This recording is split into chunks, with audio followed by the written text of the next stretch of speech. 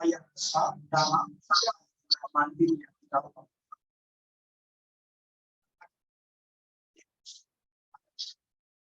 firman-Nya itu dia yang menegakkan kita berbicara. Haleluya, haleluya.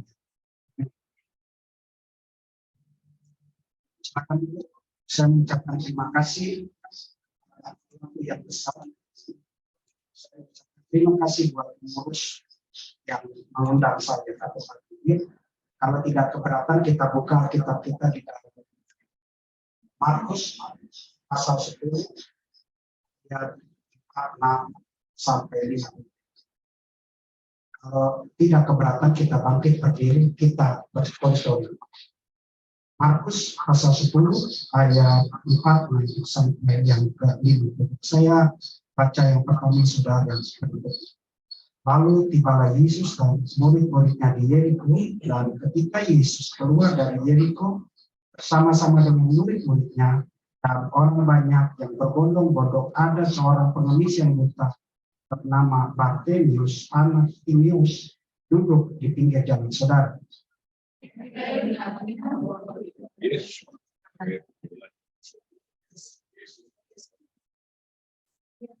banyak orang yang menegurnya supaya dia, namun semakin keras ia berseru, anak Daud, kasihannya aku.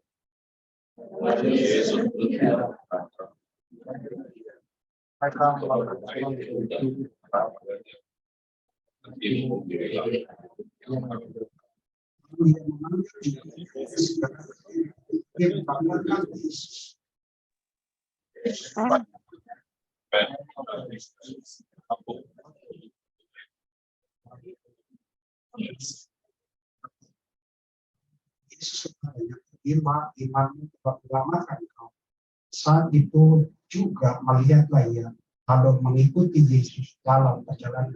Silakan dulu. Saya beri judul pada pagi ini, pada siang ini, momen pergeseran ilahi. Ya, sama-sama katakan 1, 2, 3. Momen pergeseran ilahi. Ada yang riskan pada saat kebaktian hari Jumat. Ada yang mengikuti pertandingan hari absen, dan saudara tidak di absen tetap datang. Saya kerja di laut, jadi saya lihat orang yang nggak pernah ibadah hadir karena ngejar learning hours. Wow, kebaca sama saya, kebaca. Ada yang rajin-rajin, saya tahu kok yang rajin-rajin. Saudaraku, ini berbicara mengenai Bartimius. Bartimius mempunyai aktivitas yaitu meminta-minta. Tujuan Bartimius duduk di pinggir jalan hanya berpikir uang. Tidak berpikir lain, pokoknya bagaimana hari ini aku dapat uang. Pada saat itu rombongan Yesus datang.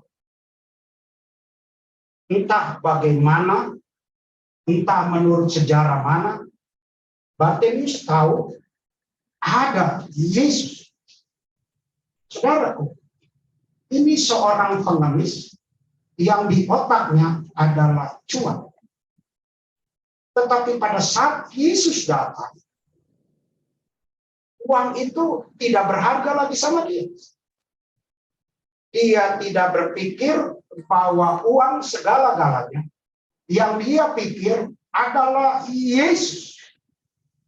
Pergeseran pertama adalah pergeseran dari kebutuhan uang daging dia, tetapi bergeser kepada kebutuhan rohani. Kebutuhan ilahi, dia ingin sembuh. Dia ingin bergerak tanpa ada cacat. Dia ingin Yesus menyembuhkan dia. Saudaraku, bicara di pinggir jalan adalah berbicara mengenai kebiasaan.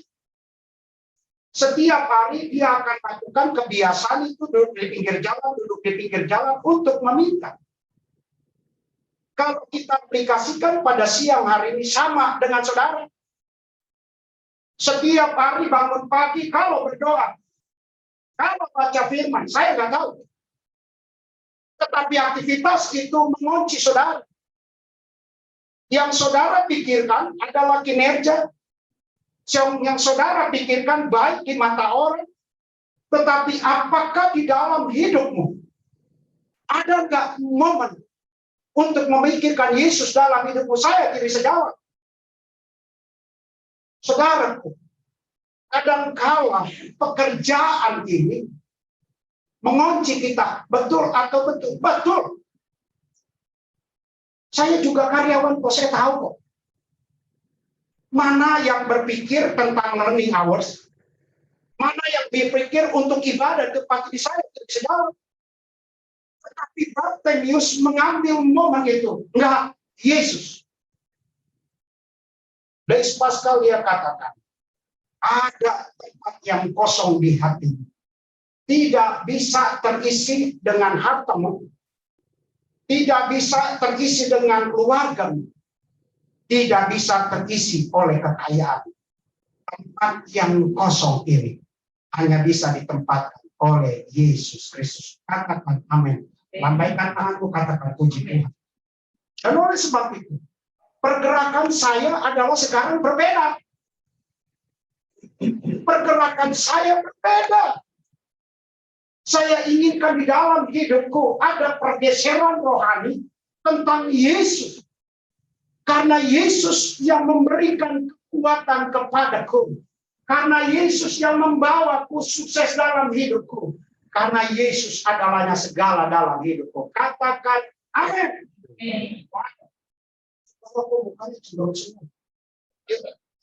Tuhan Yesus besar. Saya dulu yang ngatur kok kebaktian. Saya cari pemain musik, saya cari yang khotbah, saya bikin topik, saya kasih tahu semua ibadah. Sehingga kalau orang Kristen di proses ketemu saya hari Jumat, Bapak pasti mau kasih tahu saya ibadah, betul. Itu saking saya pindah ke offshore tahun 2018, 8 tahun saya di kantor. Tetapi itulah pergeseran rohani. Yang kupikirkan bukan kinerjaku. Yang kupikirkan bukan pangkatku. Tetapi yang kupikirkan Yesus. Sama dengan Bartimeus. Bartimeus pikirkan uang pada hari ini. Kalau nggak dapat uang bahaya. Tetapi Bartimeus tahu. Aku punya yang paling dominan. Bagaimana mataku. Saudaraku. Saya yakin dan percaya. Saudara mempunyai luka batin satu persatu. Kata Cina kuno katakan. Perjalanan yang paling panjang dalam hidupmu adalah peperangan. Saudara kelihatannya gembira, ini mukanya makmur-makmur. Amin. Amin. Baik, Pertamina bersaing ada lawan. Iya. Pertamina. Tetapi apakah Pertamina menjamin keselamatanmu? Enggak. Yang menjamin keselamatanmu adalah Yesus. Amin. Saudara kan punya kekuasaan, hampir pensiunnya 5. Setelah 56 nggak punya panggung lagi kok. Tapi kalau sekarang masih diberi panggung oleh Tuhan, katakan Yesus berhasil. Lambaikan tangan, katakan Yesus berhasil. Wah, khotbah saya berbeda. Bartimeus, dia gerakan, enggak Yesus. Kalau masih sehat-sehat, kalau masih makmur, kerjakan Yesus dalam hidup. Mantap. Saudaraku, kita lihat di sini bagaimana Bartimeus, orang kadang-kala teologi sukses, melihat secara makro, orang ini keren, orang ini keren. Nah, tetapi firman Tuhan, seberapa besar Tuhan ini engkau kerjakan. Saya tidak sedapat. Saudara kan datang ke sini tempat tuntutannya ada bos berdatanglah. Wah, yang penting mau dilihat rajin-rajin. Kalau dulu waktu zamannya operator lama, mohon maaf nih saya bongkar. Kalau yang kontraktor mitra kerja perempuan-perempuan yang bisa rajin ibadah. Wow, ambil semua kegiatan supaya dilihat bos keren. Setelah permanen, lupa dia. Itu ada saksi hidup Ibu Diana. Saudaraku, Bukan karena engkau diikat dengan kontrakmu. Bukan saudara diikat dengan kerjamu. Tetapi engkau diikat dengan kasih karunia, yaitu Yesus dalam hidupmu. Katakan amin. Sehingga engkau di dalam kehidupanmu, engkau bergerak terus. Apapun yang kau kerjakan Yesus. Apapun yang kau kerjakan Yesus. Itulah momen pergeseran ilahi dalam hidupmu. Selama hidupmu tidak pernah mengerjakan rohani dalam hidupmu nol. Saudara bisa berkata baik-baik. Saudara bisa berkata hebat-hebat. Bisa. Kapan kau waktu berdoa? Saya tidak sedewasa. Kapan kau puasa? Saya tidak sedawat. Kapan kau baca Bible? Saya tidak sedawat. Tetapi kalau hidup kita di dalam momen pergeseran ilahi seperti Bartimeus, Yesus. And saya pernah waktu proses di BJ ya, saya pulang kantor. Saya pulang kantor ada minta-minta, mohon maaf, kakinya buntu. Saya kasihlah sedekah. Oh, terima kasih. Ya, itu di tendean flyover. Setelah saya kerja di Kalicapat, pulang arah ke Ancol BSD. Orang minta-minta itu ada lagi dari tendean sampai Ancol. Keren. Jauh banget di jalan. Oke, saya kasih lagi. Yang ketiga rumah saya BSD. Lewat flyover SMS. Orang itu ada lagi. Hebat kali dia. Tendean Ancol BSD. Itu sakit. Setelah saya dari Mall Karawaci lewat Legok. Ada lagi dia. Keren kali dia. Hidup curang. Kita sadar tidak sadar seperti itu. Minggu disuruh kerja, ya yang penting gua kerja tapi kau lupa untuk ibadah, Nanti dulu bro, bos. Hidup ini bukan posisi panggung. Hidup ini adalah keselamatan bagi kita. Sehingga kalau hari Minggu malam di laut, saya gerilya. Mana yang Kristen? Saya tumpuk nama-namanya. Saya cari ibadah. Iya, betul. Saya panggil semua ibadah. Karena di dalam ibadah ada pergeseran ilahi di dalam hidupmu. Biarkan Tuhan terus ada dalam hidupmu. Biarkan kuasa rohani ada di dalam hidupmu. Terus bekerja supaya hidupmu penuh dengan kemenangan, sukacita, damai sejahtera, kebenaran melimpahi hidupmu. Dan apapun yang terjadi, aku tahu aku mengalami pergeseran ilahi dalam hidupmu. Katakan amin. Lambaikan tangan. Hidupmu sehingga pada saat umur 5 rajin ke gereja dia, minggu terus dia. Gereja belum buka, dia sudah di depan. Betul atau betul? Amin. Tapi kalau masih sehat-sehat di gereja terus, supaya aku mengalami pergeseran. Saya mulai berubah. Pola pikir saya, paradigma enggak lah, Yesusku yang besar. Kalau aku bisa berkat ya, itu karena dia yang memberikan kesempatan. Mantap. Haleluya. Kenapa yang rajin gereja perempuan-perempuan? Saya tadi bilang si Riris, proses banyak itu orang Kristen. Banyak.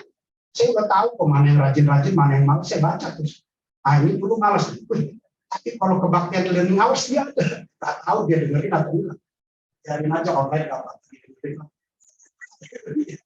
Saudara, inilah Bartimeus. Yuk kita baca Lukas 21 ayat 34. Yang pertama bergeser kebutuhan daging menuju kebutuhan iman. Kita baca sama-sama Lukas 21 ayat 34. Yuk bersuara 1, 2, 3. Berhati-hatilah.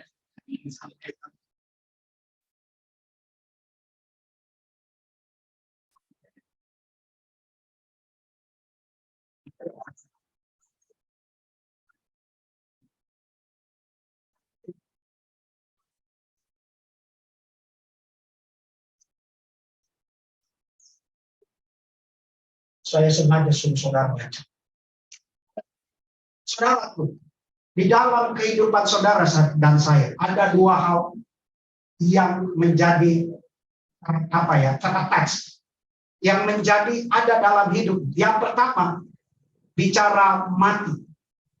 Yang kedua, bicara hidup. Saudaraku, lihat saya. Saudara, di dalam kehidupan kita, saudara kelihatannya hidup di semua.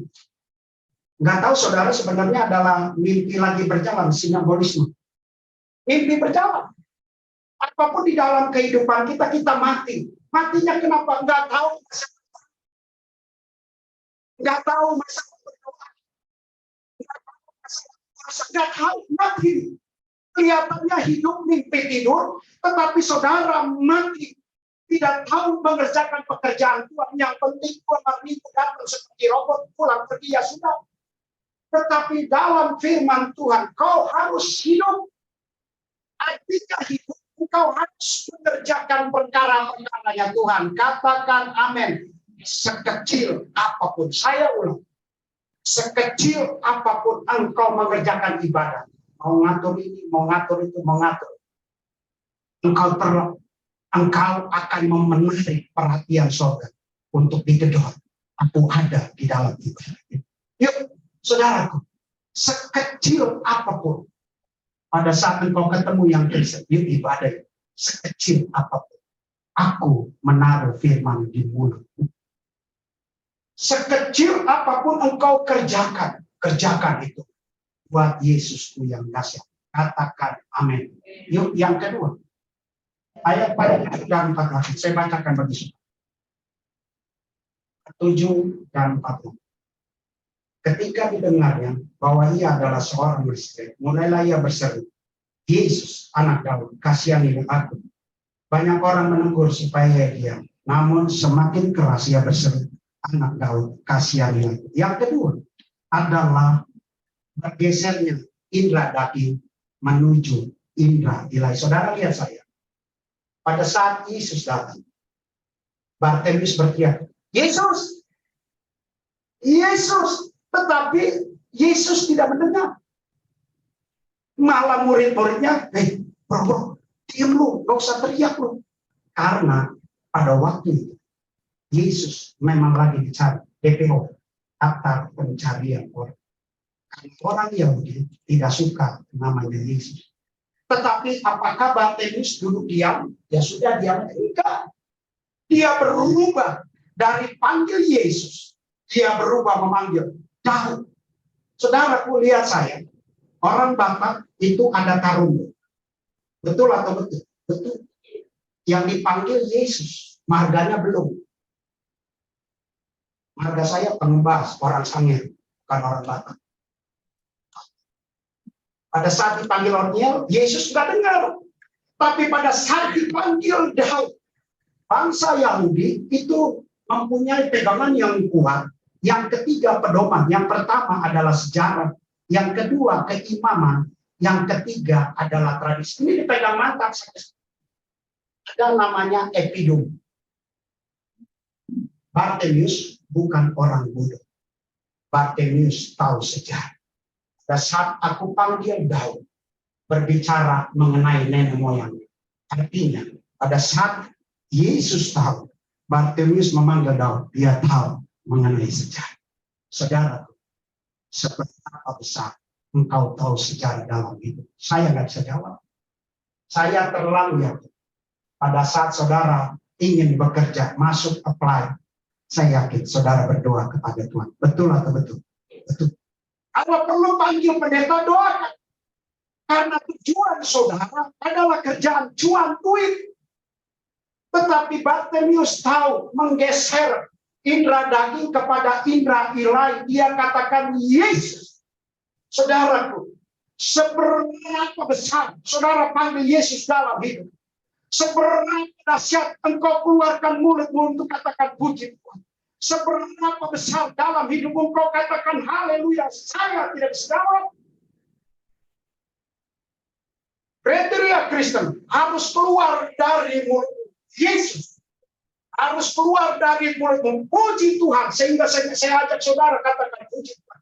Kata yang kecil, kata yang menurut kita kecil, tetapi pada saat engkau katakan haleluya, pada saat engkau katakan puji Tuhan, Pintu kerajaan surga tergedor dengan teriakanmu. Pintu kerajaan surga tergedor dengan hatimu. Pada saat kesusahan datang, penderitaan datang, panggil Yesus dalam hidupmu. Katakan amin. Tema akhir saya.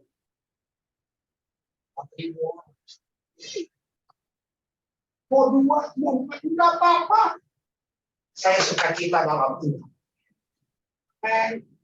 Bapak istri ya, biar disuruh enggak, dia panggil nenek moyang. Daud, bicara Daud, sang pembebas. Bicara Daud, bicara raja yang besar. Sedemikian pun dengan saudara. Buka mulutmu, buka telingamu untuk mendengarkan Yesus. Yohanes Kristotopus, ada tembok pertama di dalam hidup. Saya ulang, Yohanes Kristotopus, seorang filsuf biadab. Ada tembok pertahanan dalam hidup. Yang pertama, mulutmu. Yang kedua, telingamu.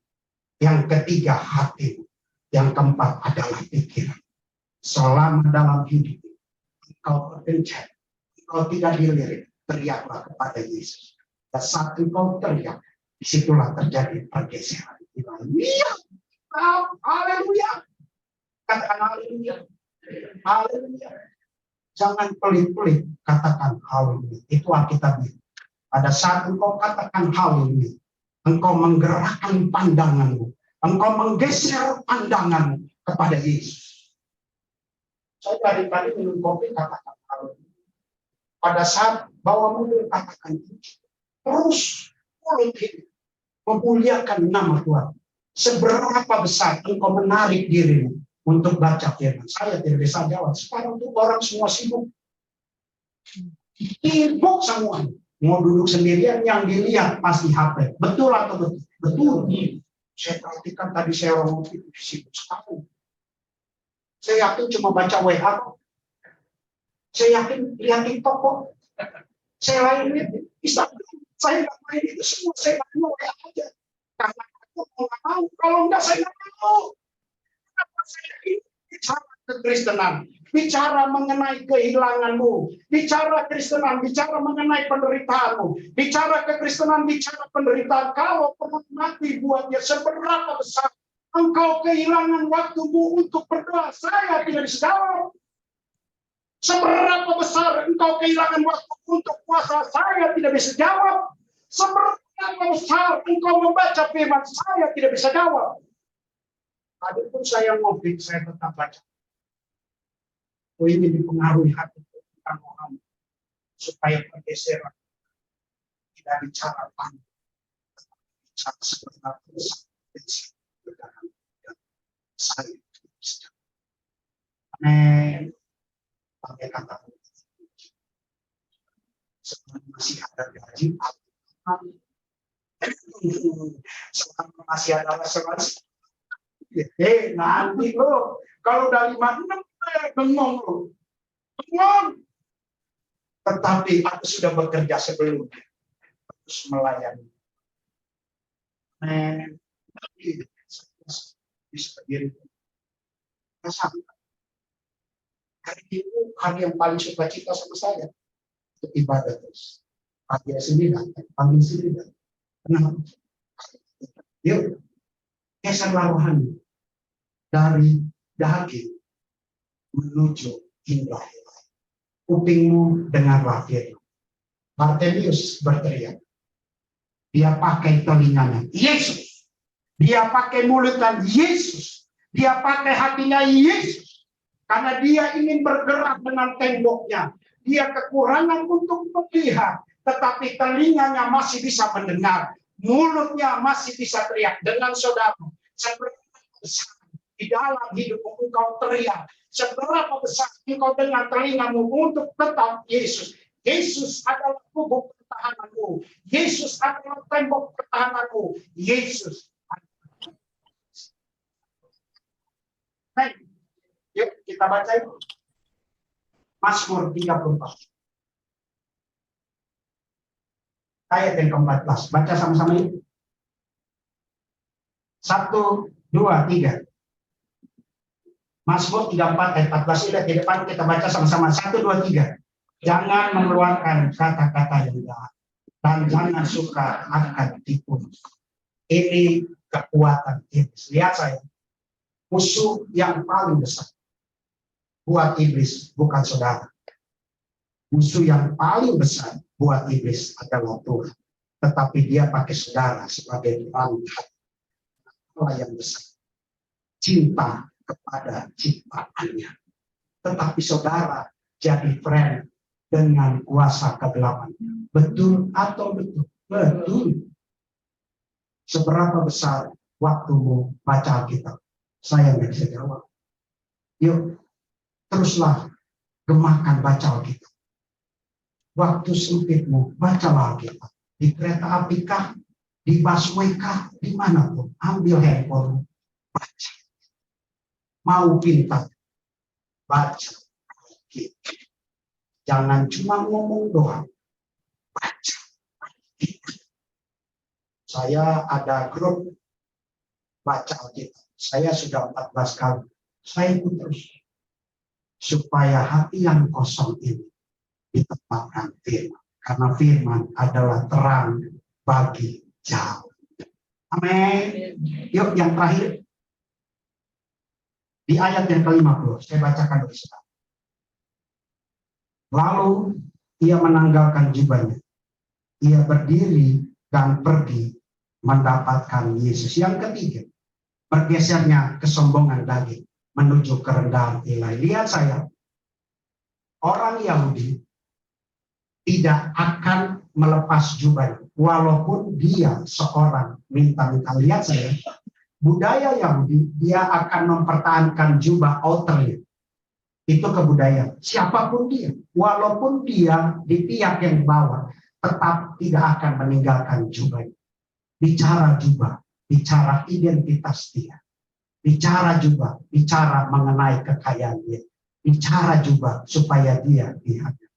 Tetapi pada saat menemui Yesus, dia tanggalkan jubah. Dia datang, ada 3 kata kerja di situ. Di situ dia katakan menanggalkan jubah, berdiri dan pergi. Arti berdiri dan pergi bicara mengenai penyembahan. Tuhan Allah yang besar tidak akan menghampiri saudara kalau saudara diam di tempat. Katakan.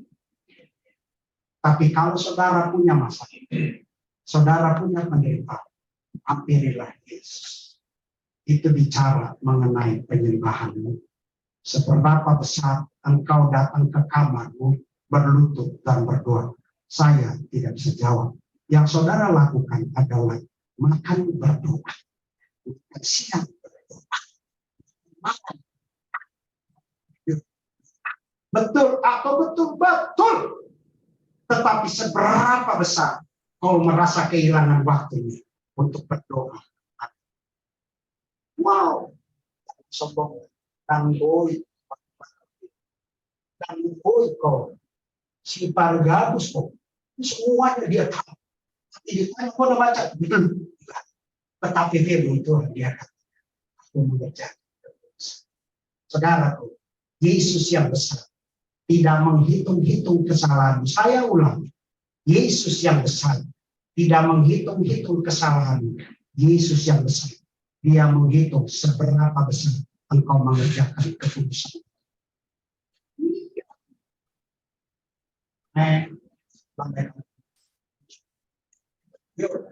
Jadi orang Kristen yang katam lah.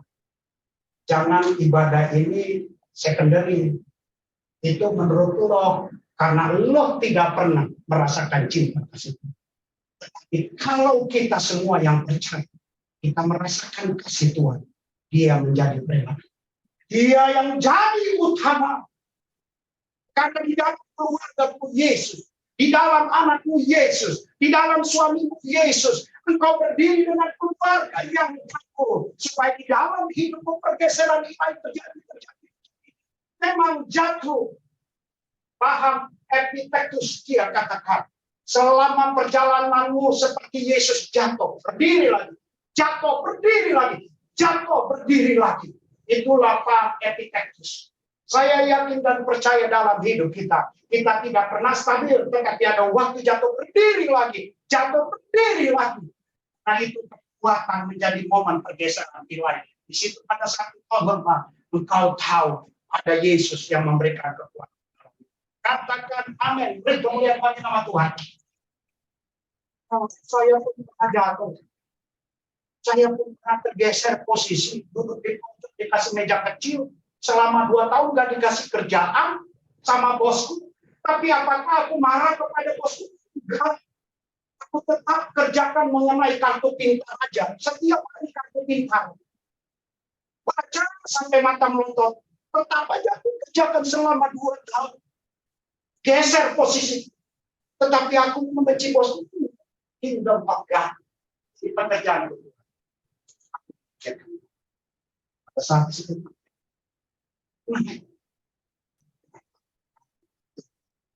Dan ya masih sedikit teman-teman. Yesus dan kita baca ayat itu. Galatia 5. Kalau usah Galatia, Yakobus 2 ayat yang ke-20. Yakobus 2 ayat yang ke-20. Kita baca sama-sama. Sudah ada di slide. 1, 2, 3. Hai manusia yang lemah, maukah engkau mengakui sekarang bahwa iman tanpa perbuatan adalah iman yang amin. Katakan amin. Saudaraku, ada teologi barat yang ditulis di situ extra ecclesia nulla solus. Di situ dia kata extra ecclesia nulla solus. Di luar gereja tidak ada keselamatan. Di luar Kristus tidak ada keselamatan. Sehingga saudara adalah amin. Jadi beda. Amin. Saudaraku, di situ dia katakan seorang filsuf, Santo Agustinus, kadang-kala dalam hidup kita, kita mengagungkan pekerjaan kita. Isolation, nature. Isolation, semua. Kita mengagungkan posisi kita. Kita mengagungkan pekerjaan kita. Kita mengagungkan keluarga kita. Kita mengagungkan mobil kita. Santo Antonius dia katakan, seberapa besar engkau mengagumi bahwa engkau yang besar dalam hidup saya, tidak segala. Apakah dalam hidup ini engkau mengagumkan yang di luar, tetapi yang di dalam engkau tidak pernah mengagumi. Immanuel Kant dia katakan, filsuf Jerman dia katakan, engkau harus tahu di mana Allah bekerja. Selama engkau tidak tahu Allah bekerja, sedemikian juga engkau tidak tahu Allah di mana. Tetapi Immanuel katakan, engkau harus tahu. Sebelum engkau tahu Allah, engkau harus tahu dirimu sendiri. Selama engkau tidak pernah mengagumkan diri, sedemikian besar juga engkau tidak pernah. Tetapi Bartimius meninggalkan juga. Dia datang kepada Yesus. Inilah aku. Pada saat di situ, Bartimius sujud. Saudaraku, seberapa besar kau harus hilangkan kesombongan, maju ke dalam kerendahan hati. Biar saja Tuhan yang bekerja dalam. Amin. Amin. Selama kita bekerja.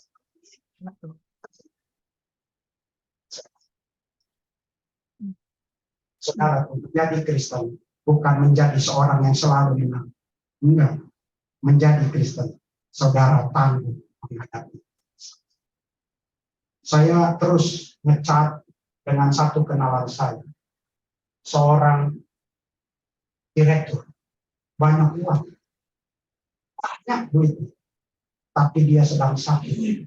Ditinggalkan istrinya sama anaknya. Dia hidup sendirian. Tetapi dia mengalami cuci darah. Saya terus berdoa kepada dia. Tetap kuat di dalam. Banyak uang. Tetapi kalau saudara, walaupun saudara terima apa adanya, bersuka cita, bersyukur. Inilah aku. Terus dalam Tuhan Yesus beserta. Kita berdoa. Hati kami terus dikuatkan dengan firman. Bawalah kami Tuhan di dalam momen pergeseran ilahi. Ajar daging ini untuk melihat Engkau yang besar. Ajar kesombongan kami makin berkurang. Ajar kami dalam kebenaran. Pakai kami dimanapun kami agar kami dikuatkan. Terima kasih Tuhan. Terima kasih. Kami serahkan semua dalam tangan. Haleluya. Haleluya. Sama-sama katakan.